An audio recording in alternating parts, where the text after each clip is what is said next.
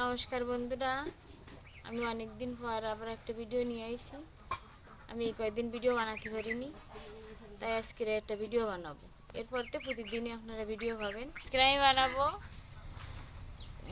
তেল ছাড়া কাঁচা আমের টক মিষ্টি লাড্ডু আচার। তাই আচারটা বানানোর জন্য এই জায়গায় 4টে আম নিছি। আম 4টে আমি প্রথমে ছেলে নেবো।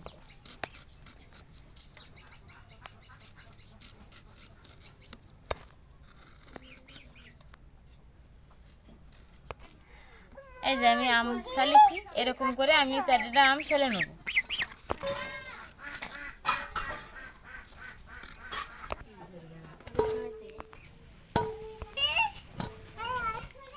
এই যে আমার আমগুলো ছেলা হয়ে গেছে, দেখেন এরকম সুন্দর ছেলে নিছে। আমি আপনারা এরকম করে আমগুলো ছেলে নেবেন। এবার আমি আমগুলো ধুয়ে নেব। আর আমগুলো দেওয়া হয়ে গেছে, এবার আমি গ্রেট করে নেবো আমগুলো। তো একটা গ্রেটারিং মেশিন নিছি। এবার আমি এই ছোটো ফাঁস দিয়ে গ্রেট করবো, বড়ো ফাঁসতে করলে বড় বড় হয়ে যাবে, তাই ছোটো ফাঁসতে আমি সবগুলো আম গ্রেট করে নেব।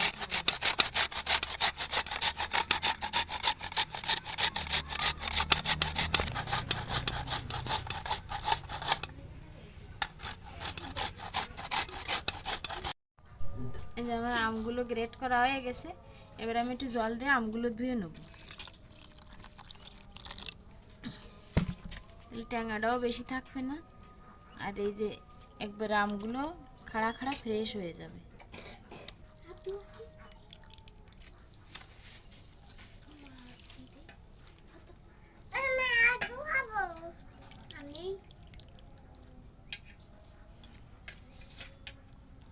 এই যে আমগুলো ধোয়ার পরে এরকম চটকায় নিতে হবে। দেন আমগুলো কি সুন্দর ফ্রেশ হয়ে গেছে।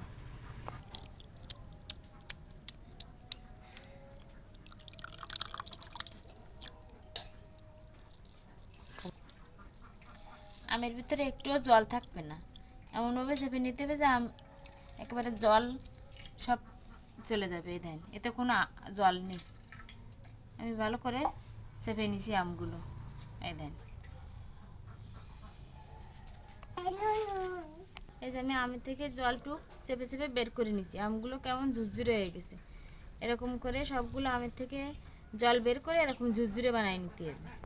এই দেখেন কতটা ঝুরঝুরে হয়ে গেছে। আমি কোনো নেই, শ্বাস নেই, শুধু আমের ঝুরঝুরি ভাবটা চলে আসে। এবারে কাঁচা আমের লাডুটা বানানোর জন্য আমি এবার একটা মশলা তৈরি করে নেব। এবারে মশলাগুলো আমি ভেজে নেব।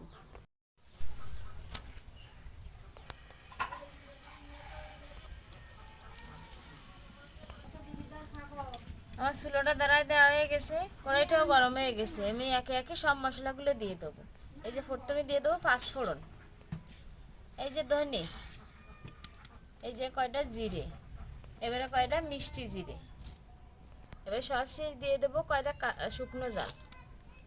মশলাগুলো দেওয়া হয়ে গেছে, এবার আমি নেড়ে চেড়ে মশলাগুলো ভেজে নেব।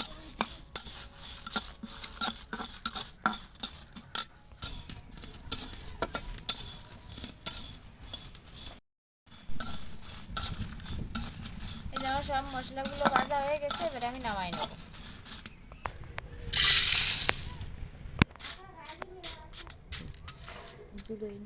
এবার আমি মশলাগুলো ব্লেন্ড করে নিয়ে আসবো। এই যে আমার ব্লেন্ডারের বাটিতে নেওয়া হয়ে গেছে, এবার আমি ঢাকনা রেখে দেবো। এই যে আমার ব্লেন্ড করা হয়ে গেছে। এ দেখেন বেশি গুঁড়ো করা যাবে না, আর বেশি আস্ত রাখা যাবে না, মিডিয়াম করে ব্লেন্ড করে নিয়ে আসতে হবে। দেন কষে কষে রয়েছে। আমার মশলাটা গুঁড়ো করা হয়ে গেছে, এবার আম আর চিনি আমি জাল করে নেব। এই যে প্রথমে আমি ধুয়ে রাখা আমগুলো দিয়ে দেবো। এবার আমি দিয়ে দেবো পরিমাণ মতো চিনি। তেল ছাড়া হবে যেহেতু চিনির পরিমাণটা একটু বেশি দিতে হবে। চিনিটা দেওয়ার পরে চিনিটা গলে যেয়ে জল ছাড়েছে, আমটা নরম হয়ে গেছে। এবার আমি এই চিনিটা ভালো করে জাল করে আটা আটা করে নেব।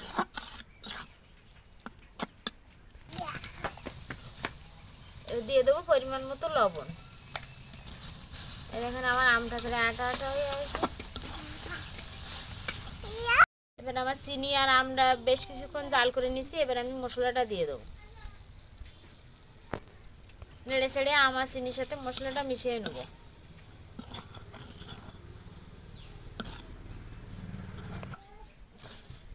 এই যে আমার আমের লাড্ডুর এটা বানানো হয়ে গেছে, এবার আমি নামাই নেব।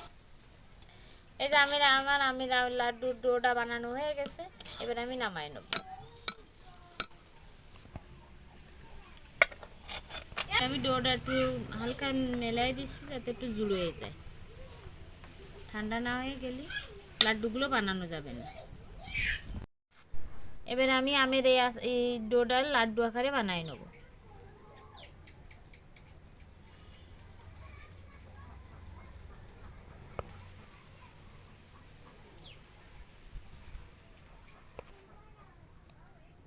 এই যে লাড্ডু আকারে বানানো হয়ে গেছে, এবার আমি মশলার সাথে মাখাই নেব। এই যে আমার মশলা মাখানো হয়ে গেছে, এর আমি একটা পাত্রে রেখে দেব। আমি এবার সবগুলো লাড্ডু এরকম করে বানাই নেব।